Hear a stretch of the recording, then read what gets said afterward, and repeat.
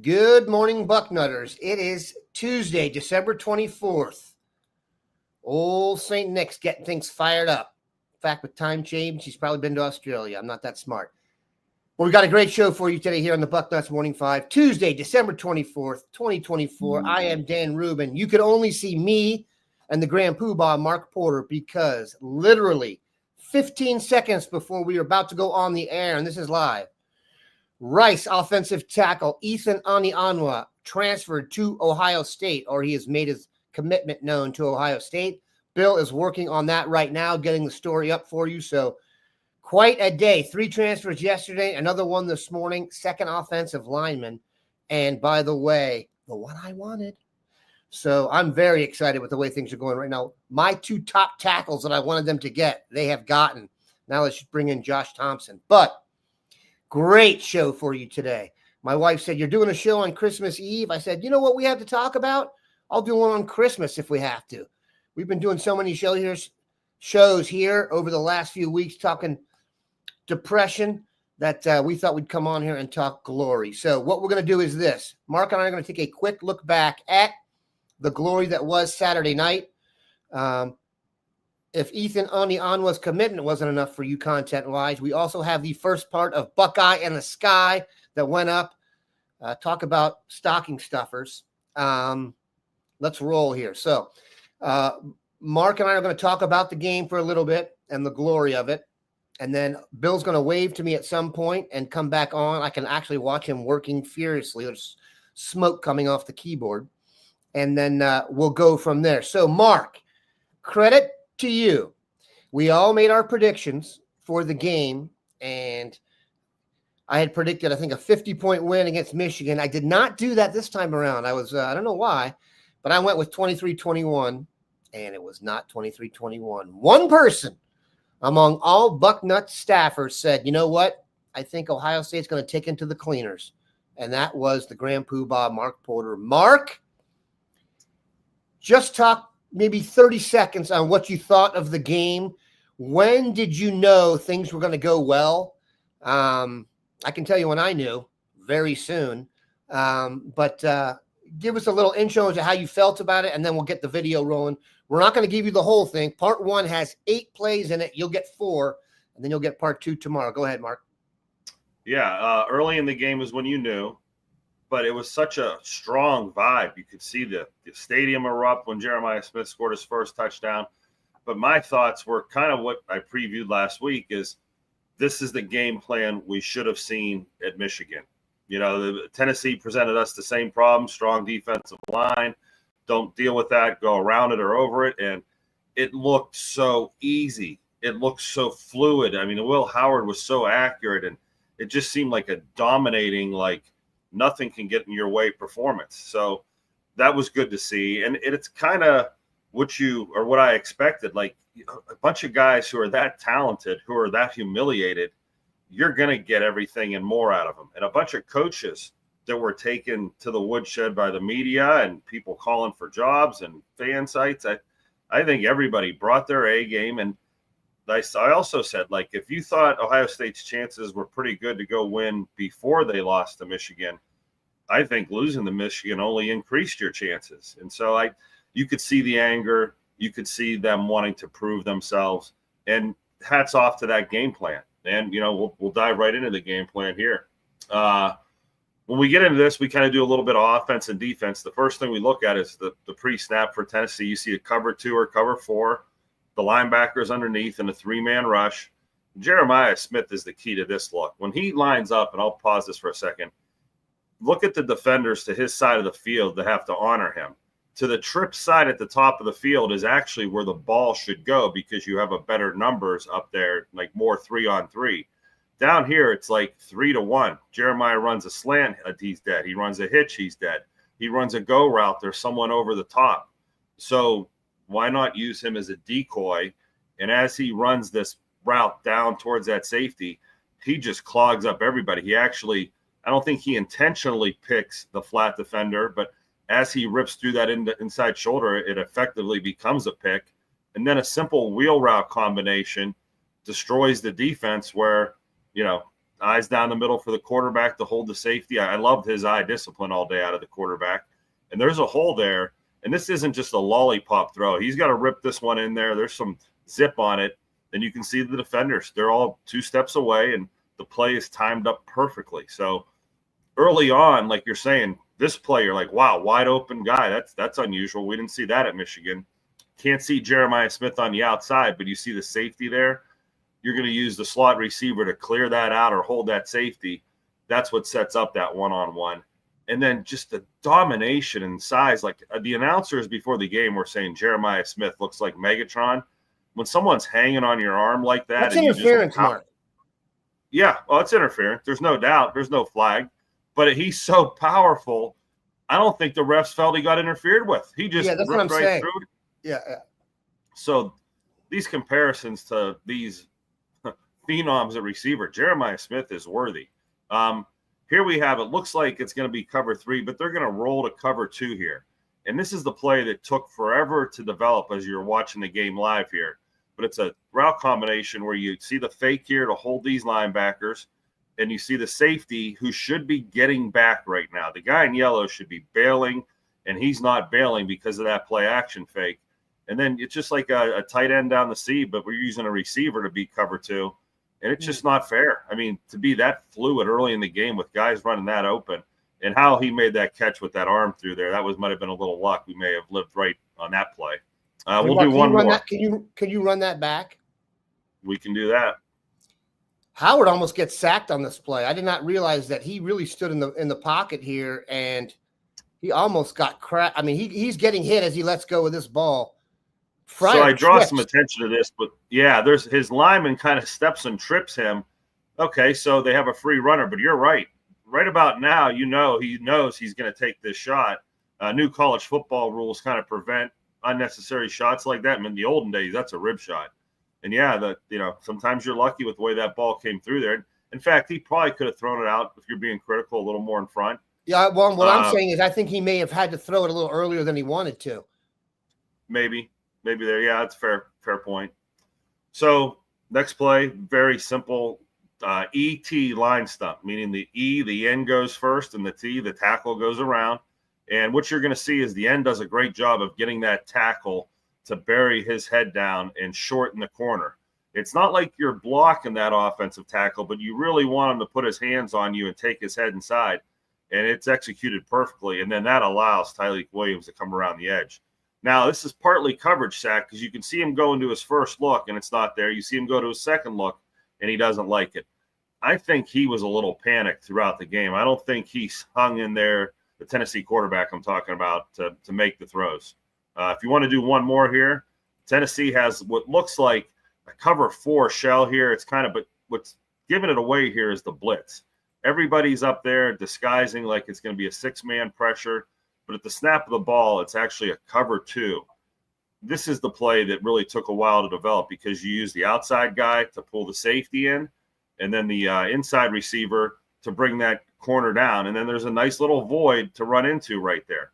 But that takes a while to set up. So I'm trying to credit the pass protection here, where Will Howard's looking to the other side of the field to hold everything.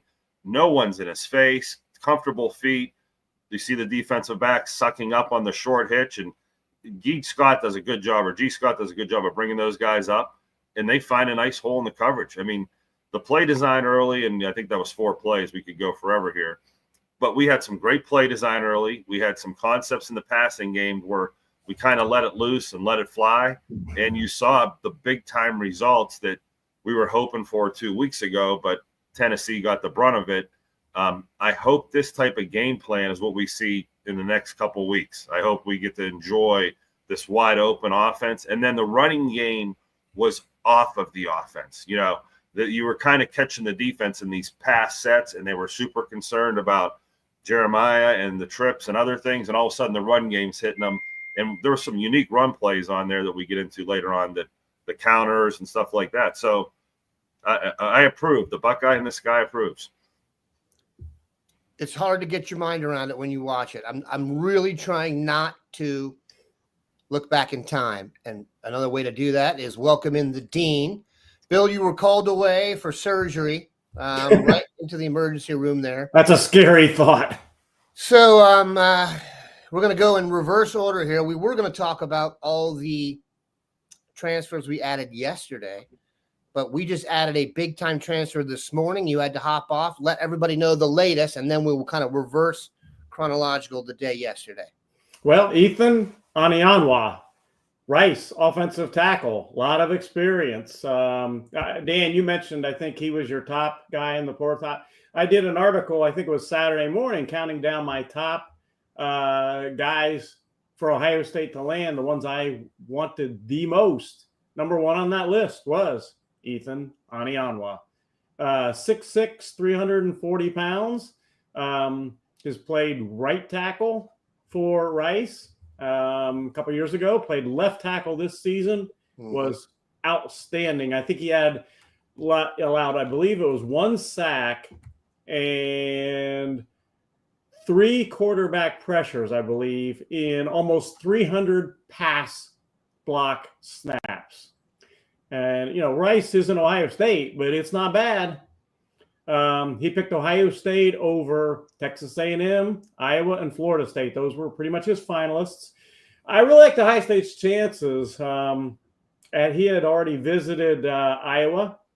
But then over the weekend, he decided to take a visit to Texas A&M. He is a Texas kid. He is from Katy, Texas, which if anybody out there is not sure, Katy is not too far from Houston. Pretty familiar with that because my first year of coaching and teaching was in Houston, and Katy wasn't too far from there. In fact, our offensive coordinator was from Katy, Texas. So when you get a kid late in the process visiting Texas A&M, not too far from where you grew up, a little worried. That worried me a little bit, but Ohio State came through, and I thought they were the favorite before that, and they remained the favorite afterwards, and now they have Ethan Anianwa. And the good news is he's already signed. He has signed. Ohio State put it out on their account. He has actually signed with Ohio State. Bill, there was some question about what position. The reason I was so high on him is because he's a left tackle. He's going to have a chance to come in here and start at left tackle. If not, I imagine he will get a shot at right tackle.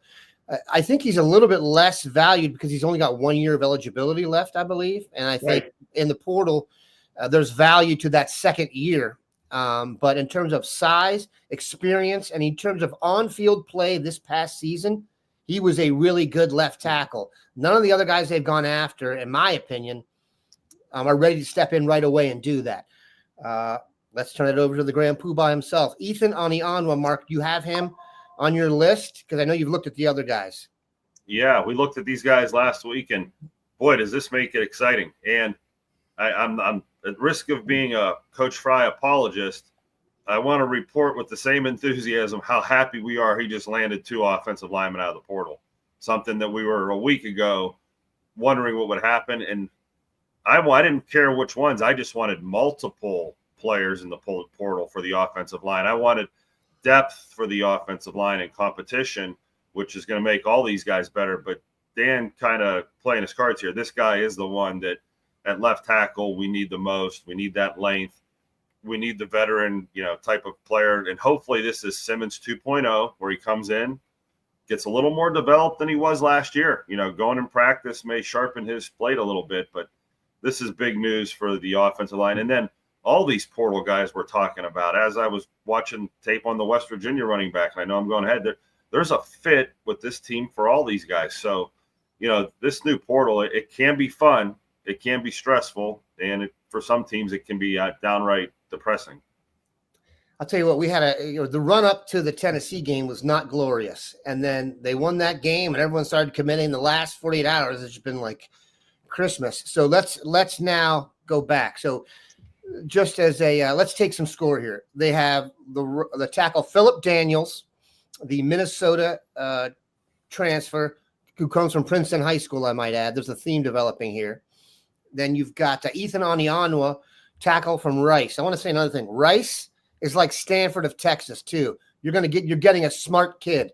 It's not going to be hard for Ethan Anianwa to pick up a new system if he's been taking classes at Rice. Okay, go look at the average ACT scores for the squad.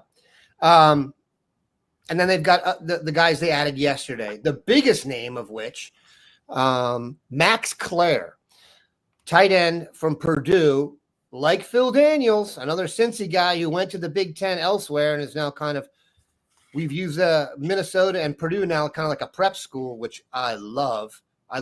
This is my new favorite thing, is getting Ohioans who are prepping elsewhere and then coming here to give us all their great snaps. Max Clare. So first team all Big Ten tight end was Tyler Warren of Penn State, going to the league. Second team all Big Ten tight end was Colston Loveland from Michigan. He's going to the league. Third team all Big Ten was Max Clare. He's coming to Columbus. Bill, break it down for us how that went down. I knew they were interested. Seems like things obviously picked up hot and heavy over the weekend. Let me hear what you think of that. And then, Mark, you've got to love these Ohioans committing because you don't even have to do any extra work on them. Go ahead there, Bill. Yeah, Max Clare, that is huge. I mean, think about the upgrade on Ohio State's offense this week. You got two guys that one of them you're certainly counting on starting right away, and the other one, Philip Daniels, he may not be quite ready. He may be ready, but you may have added two quality offensive line starters. You added a tremendous tight end, and you added a powerful running back in C.J. Donaldson. I mean, they've really upgraded the offense. Now, as far as Max Clare, that was an interesting situation. I'm not sure 100% that as soon as he started thinking about the transfer portal, he was necessarily thinking, I'm going to Ohio State. Even though he's a Cincinnati guy, he went to Cincinnati St. Xavier High School. I'm not sure that was his intention. I know that after he got in the portal, the family began asking some questions about Ohio State. Keenan Bailey, Ohio State, and they got a lot of good response back. And I think that really helped his interest in Ohio State. He visited some other schools. One of them, he went to Texas A&M, and he also went to Louisville. But in the end, and I had mentioned this a few days before he committed, that I was hearing that he wanted to stay closer to home. And basically, it came down to Ohio State or Louisville. He had a connection with Louisville, one of the coaches there. He had a connection. So they were absolutely a threat to Ohio State. But in the end, he couldn't pass up playing for the Buckeyes. And I'm sure it didn't hurt any that in that game against Tennessee, Ohio State tight ends played pretty well. Kazmarek might have had his best game as a Buckeye. So I'm sure all that didn't hurt, but getting him on board, absolutely huge. And again, he got some really good reports, his family did, on what's going on at Ohio State, Keenan Bailey, tight ends. Think about two of the newer coaches on the staff right now. Keenan Bailey has done a really good job recruiting. They went for quite a while, always wanting two tight end class, and that they've been able to do that with Keenan and land the number one tight end in the transfer portal. And then the other guy, Carlos Lachlan, he got a 3 running back class. How hard is that in this day and age to do? And then I'm talking about 3 quality running backs, although Turbo Rogers is kind of a hybrid, but 3 quality running backs. And you're talking about the recruiting class. Yeah, Bo Jackson, Isaiah West, and Turbo Rogers. Then he adds a powerful running back with a lot of experience that started 19 games at West Virginia in C.J. Donaldson. Yeah, Bill, hold on a second. Let me introduce that one real quick, and I'll just let you pick up where you left off there. C.J. Donaldson is the other running back they added. Ironically, I'm not trying to – the other guy that I wrote down that I wanted, and this is why. I don't think C.J. Donaldson is my opinion, you guys. I don't think he's a number 1 back. But if you look at him, he's 235, 240 pounds. If they do get into a situation like James Peoples and another marquee back and then Donaldson, to me would be like ideal. They probably could have used 3 backs more this year, but they had 2 such studs that they wanted to do that. But Donaldson's he's different than the other guys, Bill. He comes from West Virginia. Give a little background on him, and then you can go into him, and Mark will pull up some video. You hit on it, Dan. He's 6'2", about 235 to 240 pounds. He is a power back. Red zone, he should be great for the Buckeyes. If you watch some film on him, which I did, I mean, he's down there, knocking people over and getting into the end zone. He's not going to be he's not a Turbo Rogers for sure. Totally different. He's not a Bo Jackson. Totally different. So he's a guy that really complements everything very well, can get short yardage. And West Virginia didn't use him just at the goal line. I mean, their own 20-yard line, they're running him. He's not really a big threat to go 80 yards, but that's not what they need. Also a bigger dude to me for pass protection as well. I love to have a 240 guy back there, in obvious passing downs and such. You could make an argument that was kind of missing from the offense this year. You watch Saturday, you don't feel like anything is missing. But I just love the idea of the different flavors from your running backs. Mark, your thoughts on Donaldson? Yeah, I thought he was a lot like Trey Sermon when I watched this film. Good call. And when you were saying complimentary back, you can pull up his video here if you want to, and we'll kind of watch the cut-ups that YouTube has of him. These YouTube cut-ups are a little slow. It takes a little time in between each play, but you guys have done a great job describing him. Complimentary piece, just like an NFL Thunder and Lightning piece. He's the Thunder, but he is big. Now, he outruns some guys here, and those are linebackers, but that secondary guy isn't exactly gaining on him. So I saw someone say, he's not that fast. He's fast enough. Trey Sermon's fast enough. He's still in the NFL, and these guys have a role between the tackles. And I love the way that you have an offense that has all these complementary pieces, like a Swiss Army knife at the receiver position, at the tight end position, bringing in more offensive linemen, your sixth and seventh guy, have roles you can use. But yeah, this is our big Thunder and Lightning. It almost looked like a fullback for a second when I saw him, but yeah, definitely not the type of backs we have now. I like it. I might add, he can catch the ball in the backfield. He was a tight end in high school. When he signed out of high school, he was considered to be a tight end in high school. So guy that can catch the ball too. Goes back to my third down, extra offensive lineman in the backfield kind of guy. Let's think about this. The quarterback for next year, as of right now, if I had to guess, will be Julian Sand. He is not as big as Will Howard. He's not going to run as much as Will Howard, I don't think. It's nice to have a guy back there maybe to accept some punishment as they're trying to attack number 10. All right. I'm running out of names here, but there's still one more. Defensive end. I'm here. Last stop, Idaho, of course. Right on the recruiting track. Like Mark was going to start scouting Ohio. It came down to scouting Idaho or scouting Ohio. We think he's smart to go with scouting Ohio. However, that doesn't stop the Buckeyes from going and getting Logan George, standout at Idaho State. Bill, did I ask you who I did do this trivia question for you on the phone for fun. Who was the Idaho mascot? It's the Bengals. It's not the Vandals. I was wrong.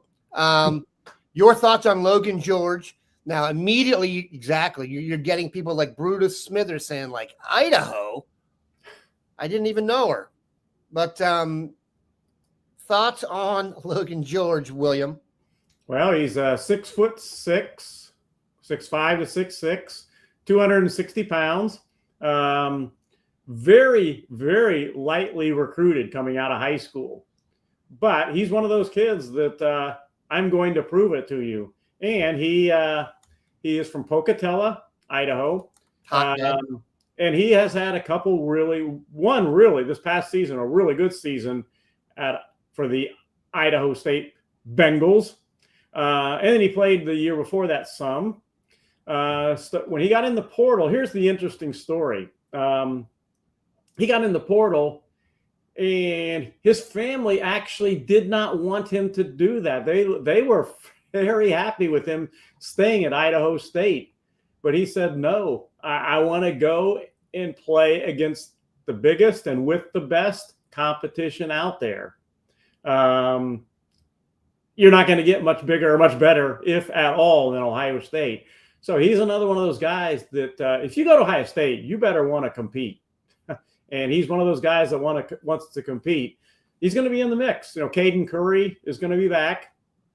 Kenyatta Jackson. Those two guys got a lot of meaningful reps. Kenyatta Jackson sure played a lot against Tennessee. But Logan George is going to be right in the mix. They played at Idaho State mainly a 3-man line, so he usually lined up. He's not a nose tackle. He usually lined up on the outside. I did see a couple clips where he did move inside a little bit, but he was an outside guy in a 3-man line. Bruce is my kind of guy. All right, Mark, take it away. Yeah, we can watch a minute or two of highlights of him here. Bill, he kind of looks like a J.J. Watt body, but he's moved inside.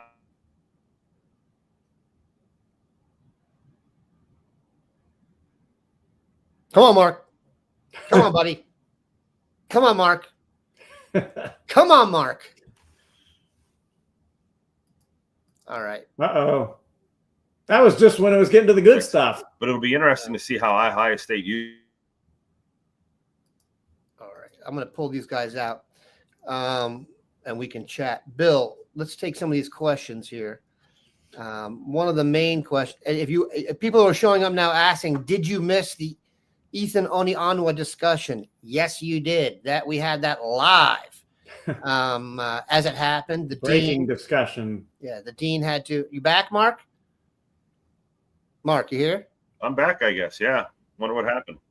You must have my kids playing video games or something since they're home from school. Seriously, I always blame the injured kid. Yeah. What's he doing? He's certainly not out running. I don't know how far we got into that. We didn't breakdown, but we didn't get very far at all. There we go. Why don't you just? I'll talk about him. Yeah. Go ahead. Describe him. Go ahead and describe him. I kind of said, just looking at him, he's like a poor man's J.J. Watt. In no way does he play like J.J. Watt on the edge, but he has that longer tweener body where he kind of kicks inside or can be used outside. Probably a rotational guy right out of the gate for Ohio State. Like you're saying, adds to the depth, fills a role maybe on rundowns, or I don't see him as the twitchy pass rusher off the edge, but match him up with a guard inside and you'll see the pass rush ability. And the tackle for loss is where he did well. I'm looking at his college stats. Bill and I both checked out his highlight film, or there's a couple highlight films of him out there right now. Yeoman's type work out of him, blue collar, lunch pail type player. I like the way you said he's got a chip, Bill, and he wants to go prove it. He's at the perfect place and in the perfect scenario for that. And then Max Clare, I didn't talk much about, and I just want to say something short on him. Coming out of high school, he was thin and he was a really good receiver and a good blocker. And I kept watching his tape trying to think, is he even at both? Is he like a dual threat guy, or is he more favored? Because a lot of tight ends these days, they come out and they're almost 90% receiver, 10% blocker. I got to put him in the middle of 50-50. You're getting a good blocker that'll contribute in the run game, and you have someone who could lead his team in receiving. That's more than the Ohio State tight ends do here, because they have 3 first-round draft picks at receiver. It's tough to get them involved. But, yeah, I think he is a balanced tight end. I'll tell you this. If you haven't seen Max Clare play and you go watch the videos, it's going to excite you. Because Purdue, let's just say this. It was Max Clare in a pile of dust. There was not much going on at Purdue. So, for example, if you liked watching the Raiders play this year and lose a lot of games but feature Brock Bowers, you will like watching Purdue play, because I can imagine being I think this is a general statement. If you're a Purdue football fan, you're probably pretty frustrated, but it'd be very frustrating to have your best player just kind of be like, you know what? It was nice being here for a few years, but I'm going to go staff it up somewhere else. All right. Let's take some questions. Bill, there's been many, many questions about Justice Haynes, the running back out of Georgia, who was a Ohio, I believe he's Buford. Is he not Buford? Buford High? Justice he was Haynes? there. He went to a couple different high schools. One of them was Buford. Yeah. Shocker. Shocker that he went to few. That's another thing. Few colleges, few high schools. That used to be something I frowned upon. Now I just got to get rolling. But he has chose Alabama over Ohio State. He has entered the portal. He has 2 years of eligibility. There's a lot of love for him here, and there's an underlying fear that he is going to land up north. Your thoughts, William? Well, I'm pretty confident he's not landing at Ohio State. He could end up at Michigan. That wouldn't shock me at all. But Ohio State, they're in great shape now in the running back room. They don't need to keep bringing in running backs. They were looking for a running back in the portal, not running backs in the portal. And C.J. Donaldson is their get. They got C.J. Donaldson, and he pairs with the guys coming in as well as the guys still there. So they're pretty well set at running back, I think. I think there's also a desire to bring back Quinshon Judkins. We'll see if Quinshon Judkins wants to do that. Obviously, the season's not over, and with every game and the NFL scouts get to see him play, it probably decreases the chance he'll come back, but kind of a yin-yang there. But I know that there is interest in doing that, and we will see.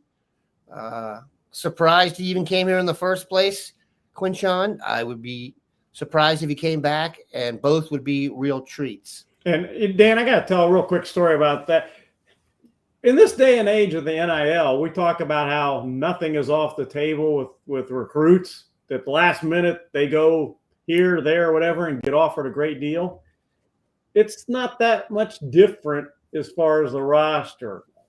A year ago, I remember talking to an Ohio State person, and everybody a year ago seemed to have JT Tuimoloau headed to the NFL, if you remember.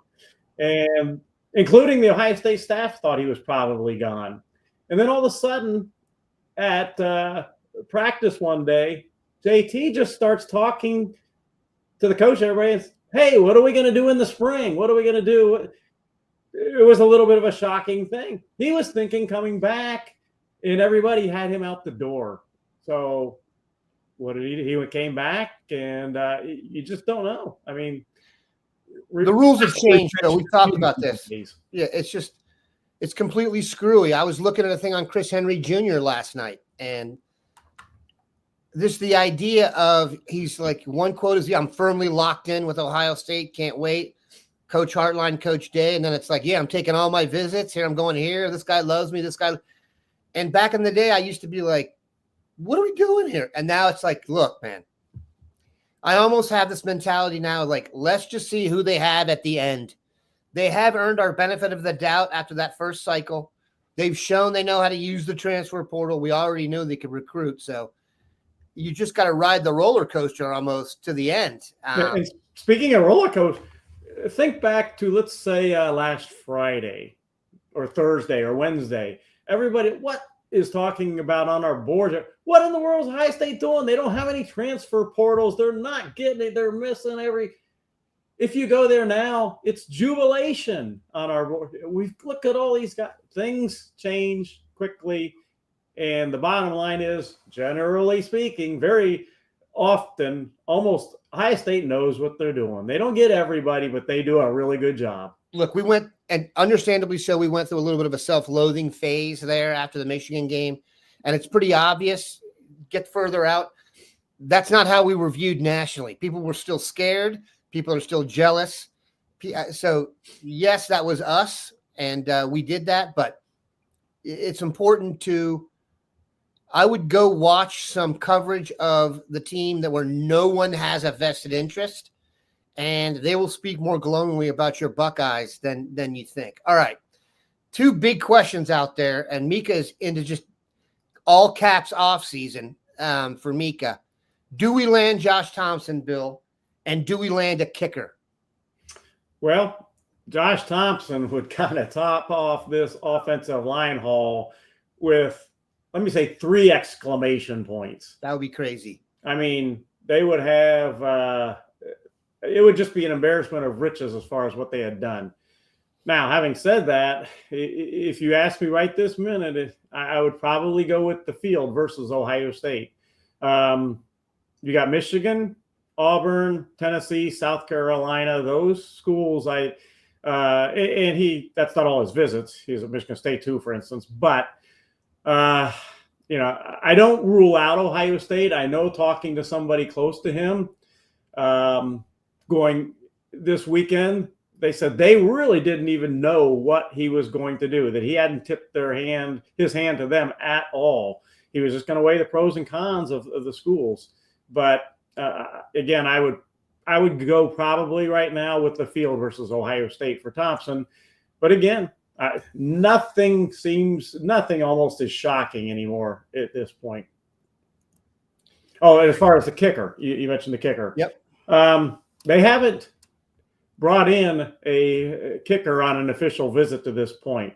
There just aren't a lot of great ones out there right now. But the portal's still open, and there's going to be another portal period. Plus, they looked at a lot of kickers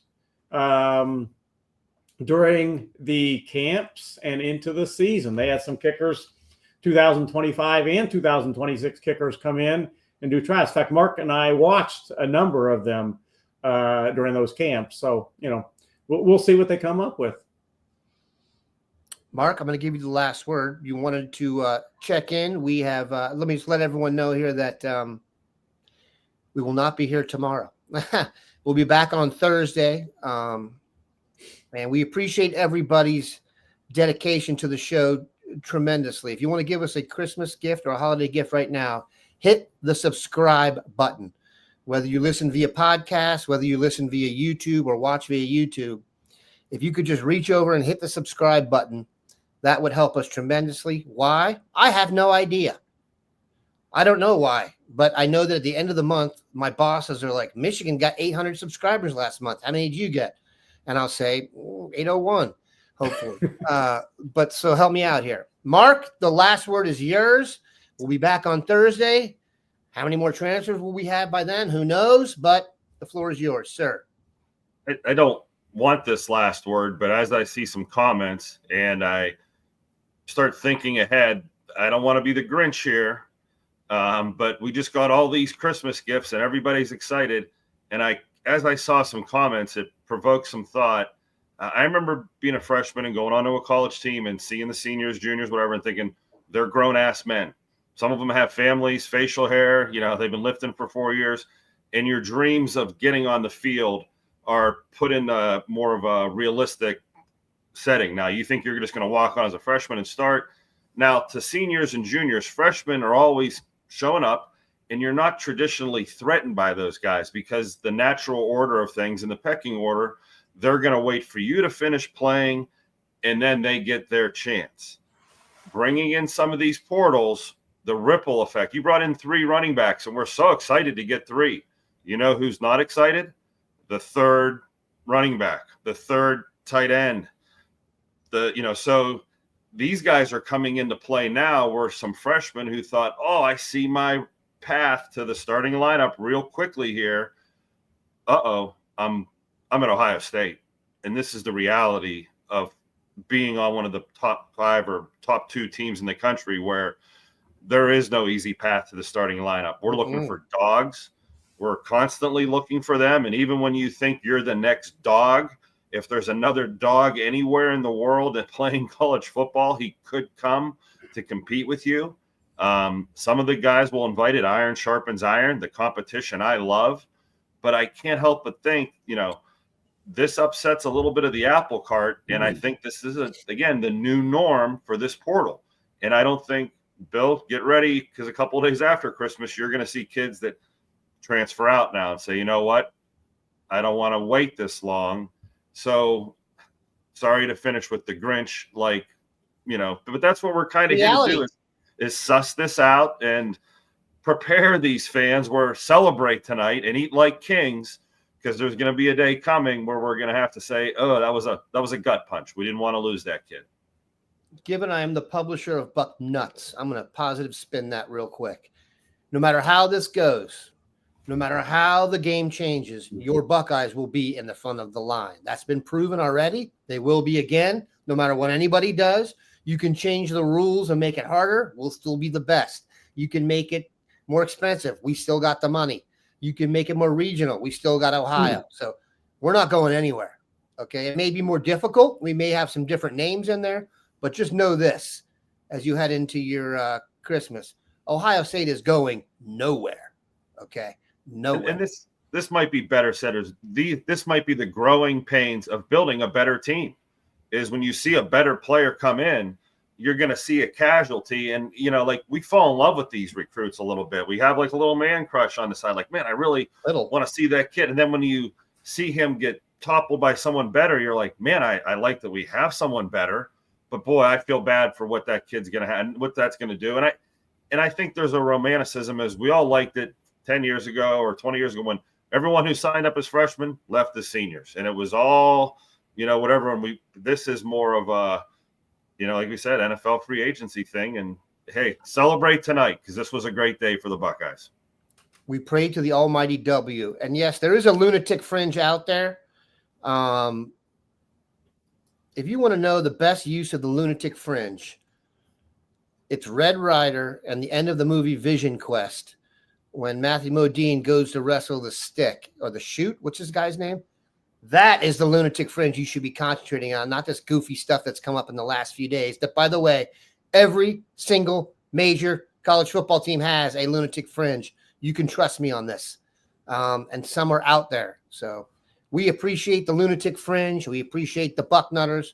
We appreciate all you guys. We hope you have a tremendous holiday and are appreciative of, boy, we're very fortunate to be Buckeye fans, people. Trust me on this. And you know that. But the shoot, who's my guy? Spider. Boy, I wouldn't want to wrestle the shoot. He was a stud. But Matthew Modine got it despite the nosebleeds. That lunatic fringe got it done just like you guys. We appreciate it. Happy holidays to our guys here. Have a good one. Have a good one. Nutters of Buck.